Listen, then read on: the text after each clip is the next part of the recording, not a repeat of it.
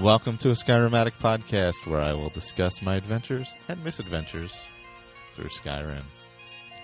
Join me. Add your stories. Add your tales. Let's get into this thing.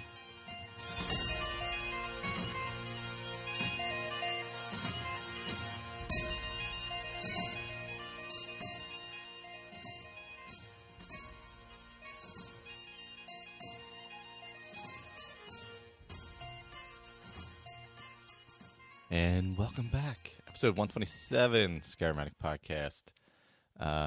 Quickly again, Philly Podfest, July 15th.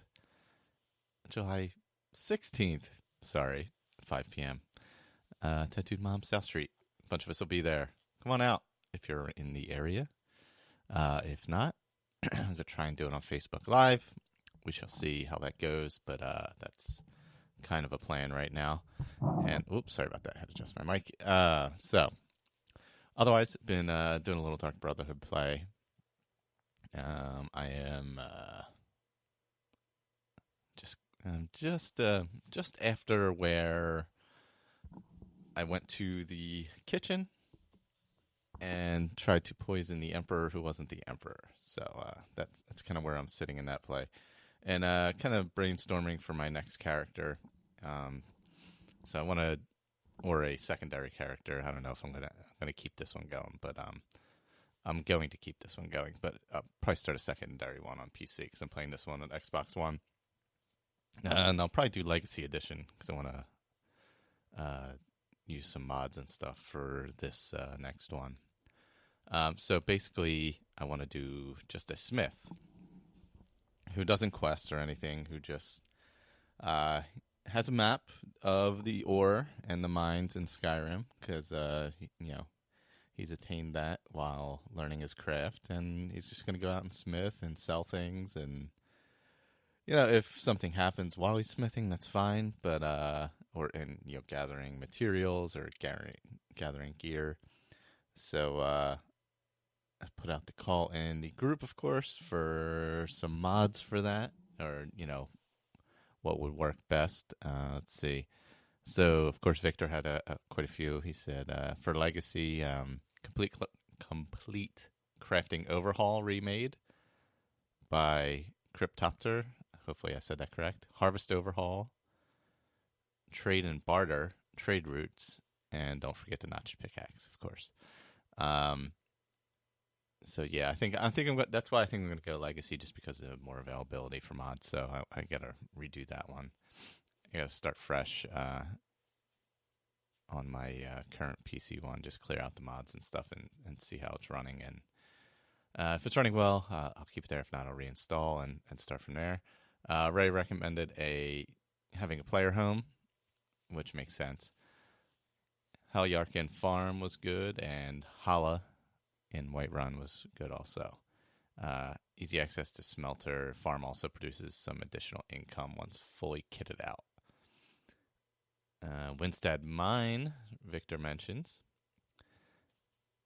It's over by Winstead Manor. It's a mod that has a ton of smithing stuff built in, and the mine has every type of ore in it, and there's a little quest attached to it. So Winstead Mine is definitely something we're going to have to keep an eye on as well. And glowing ore, Todd recommends glowing ore veins, just to make it easier to see them.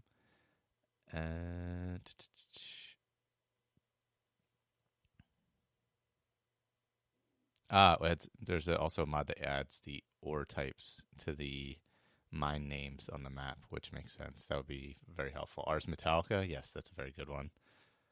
I've used Ars Metallica before. Let's see.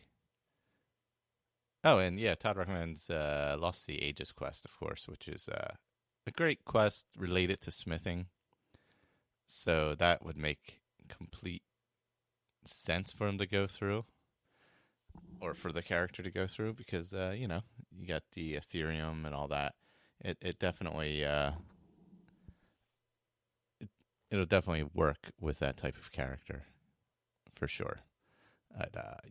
That's kind of my next plan, we'll say, for a character, is to go with just I don't know. Maybe it was inspired by Minecraft play. I've been playing a little Minecraft. Just go out, smith, kind of exist in the world and not quest at all. Obviously, I'll use an alt start and work that in somehow so that I avoid starting any dragons or anything. Because there's really no reason to be involved in that. And see how long I can go without really questing at all, which is odd. I never really played that way, so I think it'll be fun to go through that way and see how it goes, see how that works. I did get some other feedback. Let me pull that up here. And then I have Steve, of course, from Skyrim Book Club. I have his audio thing coming up in a second here. But so Richard wrote in. And let's see. So he found out about the podcast just over a year ago. Or he found out about podcasts themselves, just over a year ago. And first thing he looked up was Skyrim. And there's quite a few on there, which is awesome. Because he's a Skyrim addict himself and didn't realize there were others like me. Very cool realization. And I've been planning to write ever since I found out about you guys. Last April, I binge listened to all the podcasts and was updating about 6 weeks, and I've listened to every one since. Drive a truck for a living and get about 6 hours a day to listen. So I also have an opportunity to listen to a few other podcasts that you have recommended, like Geek's Quest, Skyrim Book Club, Character Crusade, Let's Play Skyrim, etc. And he's thoroughly enjoyed every minute. Yes, as someone who's driven quite a bit themselves, it is nice to have podcasts. His gaming history is somewhat similar to mine. Difference is he played Ultimate Online for many years, from about 99 to 06. And then when Oblivion came out, he was hooked. Yes, that was me too.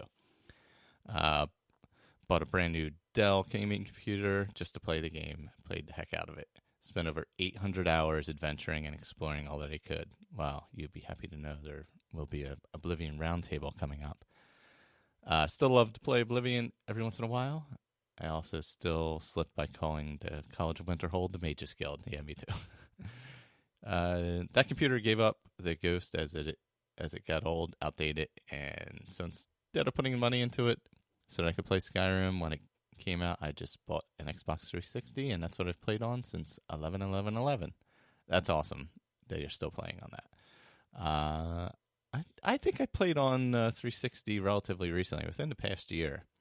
We still have 2 360s floating around the house. And I forget why I did. I don't even remember. But I think maybe I was in another room or something. And I was like, let's just see how it's going. First character he created became a jack of all trades and a master of none, but still got him up to level 56. His name was Vladimir. Played through the Dawnguard DLC and built a few of the Hearthfire houses, but sad to say I didn't play much after that.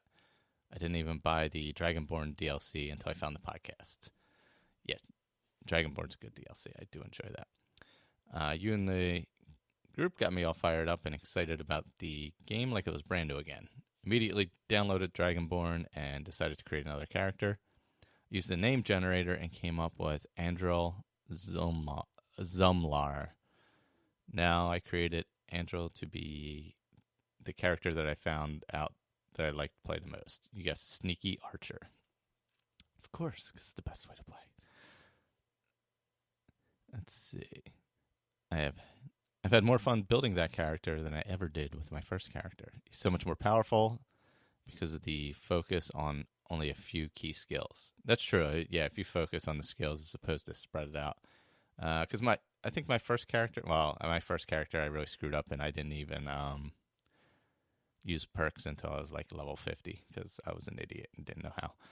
All right, so we won't revisit that though. Also, I spent a good deal of time in Solstheim and got all the black books that I wanted and that I wanted the perks for. Also did quests to get Severin Manor and the Stalrim Deathbrand armor. That is a nice looking armor. I'm still using that over Daedric and Dragonbone armor. He's level 51, and I've already gone legendary on Archery, Sneak, and Blacksmith. And I just lost my place. There we go. I also created my first female character when I heard the Character Crusade podcast. I never thought of role-playing that way. Her name is Nissa Al Ghul. I'm sure you know the reference and what her skills are. Yes. She's at level 21, but I haven't played that character as much lately. I jumped back into Oblivion for a while to try out 2 quest lines that I never tried, the Thieves Guild and Dark Brotherhood. Haven't gotten too far into that yet because of time and family.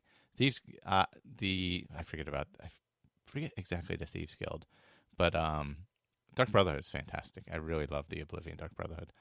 I did try out ESO for a bit, but didn't like all the people spamming the jump up button and everything else. It was way too crowded, and I didn't like the learning curve and time I would have to put in to build a character. Hope to upgrade to Xbox One by the end of the year. Can't wait to try some of the mods. Just listen to the list of the podcast, and you mentioned having an Oblivion Roundtable. Yes, I'm all in. My vote, definitely yes, do one for sure. Look forward to the future of SA and need to get back to playing Skyrim later, guys. So, it's Richard. Yes, we are definitely going to do the Oblivion Roundtable, and I believe there's going to be, it might be concurrent with another, I don't know if they talked about it on the show or not, another Fallout Roundtable. We're kind of figuring that out right now. So, we'll see what goes on there. But yeah, Juan and I have been going back and forth on some quests. He has a better current working knowledge of the Oblivion quests than I do, because I don't remember anything generally. So, but yeah, I would think the Oblivion one we're shooting for, like doing an intro episode end of August, early September, and then maybe one episode a month like we usually do. Well, recording once a month, and then the episodes are kind of parsed out differently. But yeah, so we're looking at that. That's kind of the plan for now. So if you're interested in an Oblivion Roundtable or have never played it before, interested in getting into it, shoot us an email. We'll point you in the right direction and all that stuff, and get you started with it, and you can join in with us. I think what Juan had recommended was main quest, obviously, and then some of the city quests, because the factions are also aligned to the cities, so that helps as well. So you can break it down and say, this episode will do X and Y in Cheydinhall, because if you're going to be in that city, you may as well do more than one thing there. So I think that's a good way to approach it. So that's probably what we're going to be doing. All right, now here is Agan Swift. This is from Steve from Skyrim Book Club, the Audible of Skyrim. And this is his feedback here. Let's get into this thing.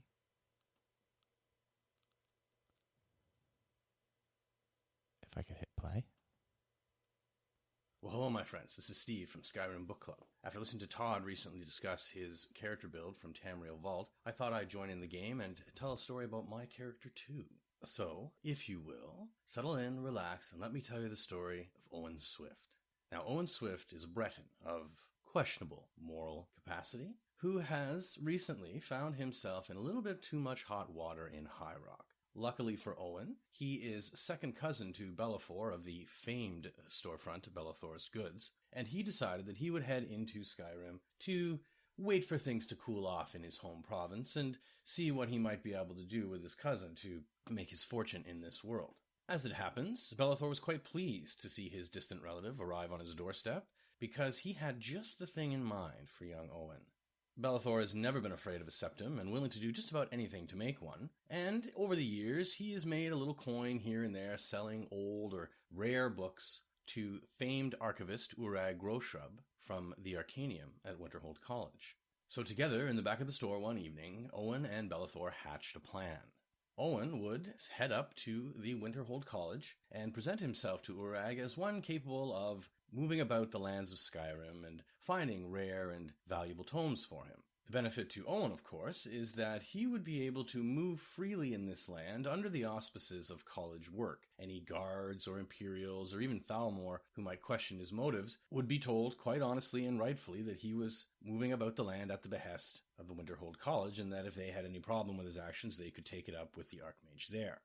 The nice sideline for Bellathor and Owen is that in the delving of these various places that Urag will send us to, there will be endless amounts of unclaimed goods, ancient magical items, loose coin, and other valuables that Owen could fence to Belethor, who would then sell them back to the public and redisperse them for a tidy profit for both of them. So with this loose and ill-conceived plan in mind, Owen made a quick stop at the Drunken Huntsman, because he had heard tell of a talented and discreet individual by the name of Janassa, and he believed that this would be the perfect companion. Once her fee was paid, they made the long trudge up to Winterhold College, duly presented themselves to Urag after a short interview at the gates, shall we say, where he displayed some basic magical talent, and soon found himself in the employ of our friendly neighborhood orc, Urag Groshub.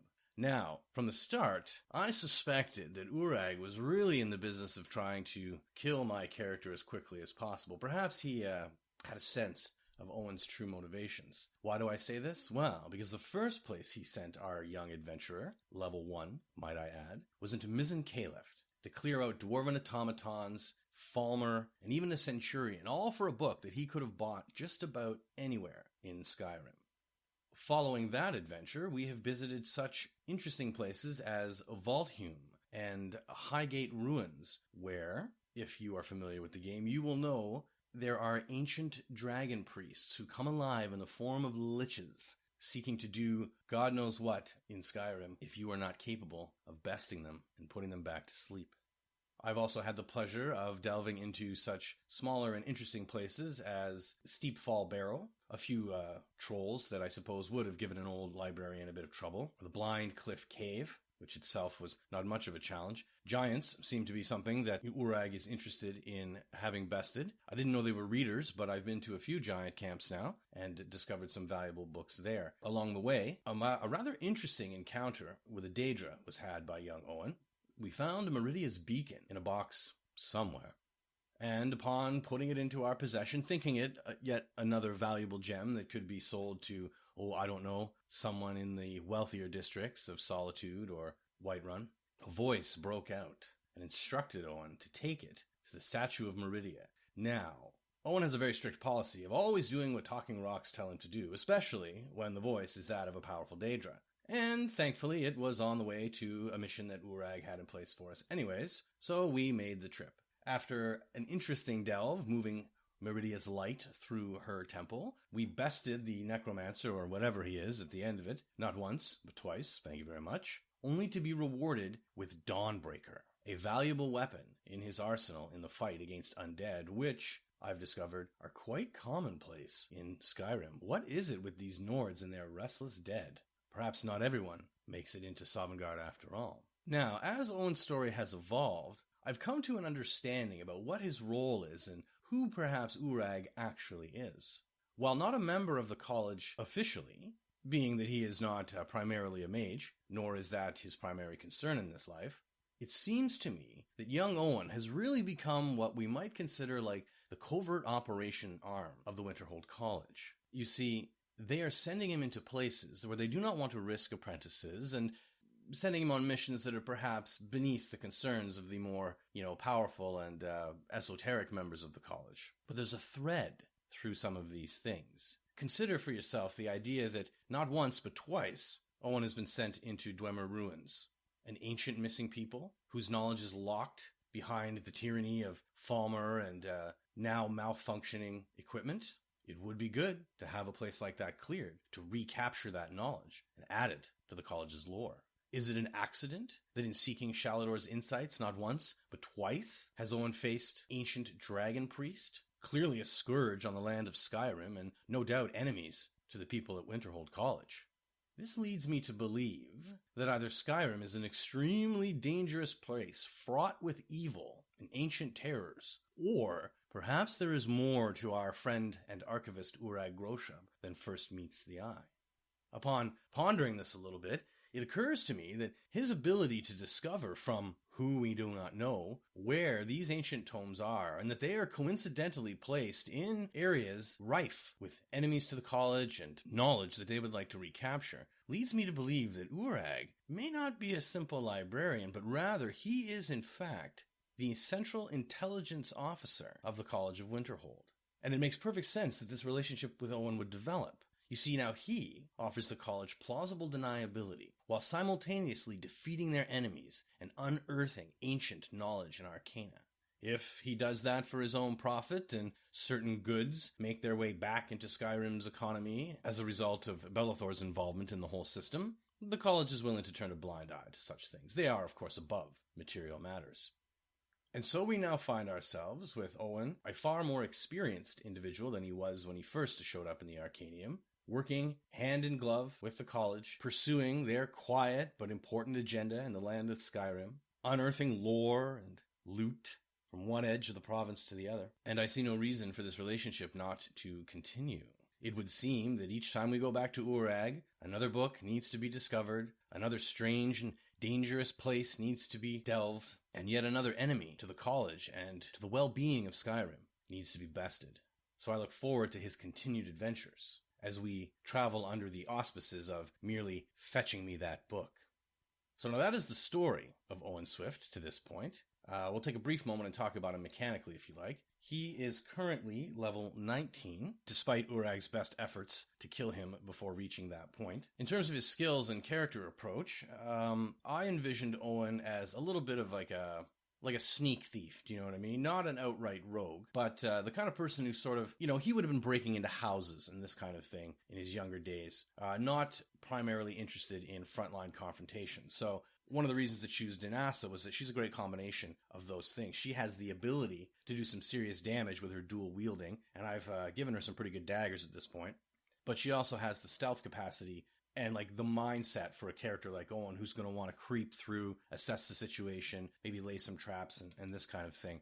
In terms of his skills then, I've also built him to be very much a support character. Like his idea is to sort of make Janasa take the risks, right? So illusion has become important for him. Destruction has become important for him. Restoration has become important for him. When the rubber meets the road, he focuses on light armor because it's not noisy and it lets him move easily, and one-handed attacks. So we've spent most of our perk points pushing things up the illusion tree so that we can work on the buffs like courage and rally to keep our companions in top-notch fighting condition when they're out there killing things on Owen's behalf. And of course, we're working our way down the tree to make spells like Fury, Calm, Frenzy to be more powerful and work on more powerful enemies. I've spent a bit of time and effort in the Destruction School, primarily because I like runes. My idea for Owen is that he would sort of peek his head around a corner, discover that he's got enemies in front of him, drop a rune, and then like kite them in with a firebolt or a well-placed arrow.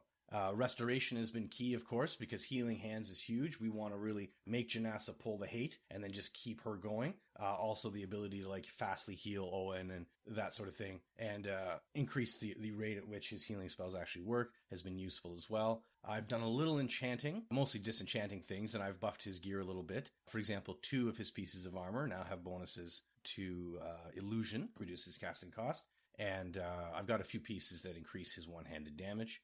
Alchemy is really the only other skill that we've spent any real kind of time with. That's more just a function of gaming the game, if you will. I have an auto-harvesting mod, which is fantastic. So as I'm just wandering around, I'm picking up ingredients. I periodically, make a bunch of potions, sell them to the various shops. And that's how I generate money for Owen. My current goal is to actually take over a Hearthfire home with him. So I've been doing alchemy as a way to make money for that. Also, of course, it helps me pounce on a good piece of gear for myself or my companion when it comes up in a shop. It never hurts to have a few septims in your pocket in this land. He did come here to get rich, after all. And I guess we've alluded to it in the discussion of his skills, but I suppose the last thing I'll talk about with Owen is really his approach to the combat and the world. Is, as I say, fairly simple. It's an effort to use stealth primarily to get into a room and to assess the situation. We've tipped over a breaking point, it seems, with sneak, where I can actually get quite close to people, if I've got muffle going as well, without them noticing me. I like to place traps and then place runes, then pull enemies into them. And then, of course, the idea really is to get my companion to do the bulk of the heavy lifting in terms of damage dealing, while I flank with them or stay back a little bit at range and clear out the crowd a little bit. Obviously, I like to drop spells that will cause the enemies to fight themselves. Why should we kill them if they can kill themselves? Although that has the interesting side effect of reducing how fast your weapon skills go up, because of course, if the 2 enemies are killing each other, your one-handed and your light armor aren't really increasing. But that's been my goal with him. I've only done about 7 or 8, I think, of Urag's quests. I'm getting the sense that they're radiant. I initially thought when I read the wiki that there would be 20 and that would be it. But the main reason, of course, I guess this is the last thing we'll talk about, the main reason that I play Owen down this quest line almost exclusively is because it solves a problem for me in Skyrim. I like to drop in and out at short periods of time. I have a family and other commitments like all adults playing video games now do. And I find that the sandbox in Skyrim is beautiful and really probably the best feature of the game. But unfortunately, it creates a situation where, like, when you can do everything, it becomes very difficult to do anything. You end up just sort of wandering and wondering what to do next, or just poking in the next hole with no real sense of purpose. Now, on the flip side, I don't really want to commit to doing a full run of the main quest line, or a full run of the companion's quest line, or a full run of the Civil War. I'll do all these things at some point, but I'm really far more interested in just creating characters, having a vision for them or a story of some kind, and then bringing that to fruition, however many levels that takes, and then, moving on to the next character concept. So for me, Fetch Me That Book is this wonderful middle ground because it unlocks places on the map, it gives you a goal, but it's probably a goal that's attainable in no more than 1 or 2 sittings. So you don't sort of get like quest fatigue, or I don't feel obligated to continue to play a character because I'm trying to unlock a story, and therefore I don't sort of get bored with playing the game. And I can do it sort of as long as it satisfies me, and eventually when I've had enough fun fetching enough books and, I've made enough money that Owen can settle down and he's adopted some kids and he has a steward and all that kind of thing. If I decide that he wants to, hang up his spell book and his magical sword, then so be it. And I can simply move on and do something else. So there we go. That's a little look at what I've been doing lately and what my latest guy is. I hope you found that interesting. I want to thank Michael once again for being just a great hub for the community and putting out stories like these and putting in front of all of us some new ideas and interesting ways to play. I look forward to his own delve into the Tamriel Vault, something he alluded to in episode 124, I believe. It'll be nice to see what kind of character he comes up with when he gets that up and running. And if you'll pardon me for but one shameless plug, if, like me, you do enjoy the lore of the game and you find the books in Skyrim interesting, feel free to drop into skyrimbookclub.ca, listen to the audiobook recordings I do of those, or you can search for us on iTunes at Skyrim Book Club. So until next time, my friends, enjoy the game. Thank you, sir. Now I know how to say Owen, so that helps. But I love the idea of using Janassa and the connection between Bellathor and Urag up in Winterhold. I almost said Mages Guild because of what we were talking about previously. I like that idea that there's more to why he's sending you out there to do that, and that and like he was saying, like the world is so big that sometimes you can feel like you don't know where to go. So like picking specific things to do is really nice. Like when I played in the beginning, I would play a character and just do everything. Like I said plenty of times, now like I tend to have a plan of what I want to do with the character because, you only have so much time. There's certain things you want to experience, and that's definitely the best way to do it. I love the use of illusion. Illusion is one of my favorite things. And it's true, though, you don't, your weapon skills are not increasing. Your warrior skills are not increasing while you're using it when people are killing each other or they're calm or whatever. But it is really entertaining and a good way to keep your hands clean and stay out of the fray. But yeah, that's right. I should check in with Tamriel Vault for my Smith character as well. That would make a lot of sense. It would give me a little more structure with it, and see there may be things I'm forgetting within the game itself that would work well with it. So I think that's what I will put on my agenda to research for the next time. But I look forward to more of Owen, especially now that I am not saying it weird. It's kind of looked Welsh, and I messed it up terribly. But next week, the 8th, we're going to have an ESO show again with Juan and Colin. So if you're playing ESO, I guess probably talking more of the Morrowind expansion and ESO in general. I am kind of just here for the ride during that one. 'Cause I don't know. I'm sure Juan and I will also start exploring a bit of the Oblivion Roundtable ins and outs and what we're thinking. So be sure to check that out. Once again, you can always send any and all feedback to skyrimaddictpodcast@gmail.com. And come see us live in Philly if you're here. All right. I have a bit of a sore throat this morning, so I'm going to cut this a little bit short. Sorry about that. Allergies are kicking. I don't know why. It's middle of summer. They should be gone by now. But nevertheless, they're kicking in. All right. Take care, everyone. Talk to you next time. This episode of Skyrim Addict Podcast is brought to you by Bellathor's General Goods. Whether you're looking for a soul gem, goblet, or that elven bow you've been desiring, Bellathor has what you need. I'd even buy one of your relatives if you're looking to sell. Yeah, that's a little joke. Look no further than Bellathor's for the best deals on all items from every corner of Skyrim. I know what you're thinking. This Bellathor, how could he part with such magnificent treasures? Bellathor's is open Mondays to Sundays, morning to night. Welcome to Bellathor's General Goods. Welcome indeed. Closed in case of dragon attacks, civil war, or vampire invasions. All that matters is that I have what you need, and it's worth every septum.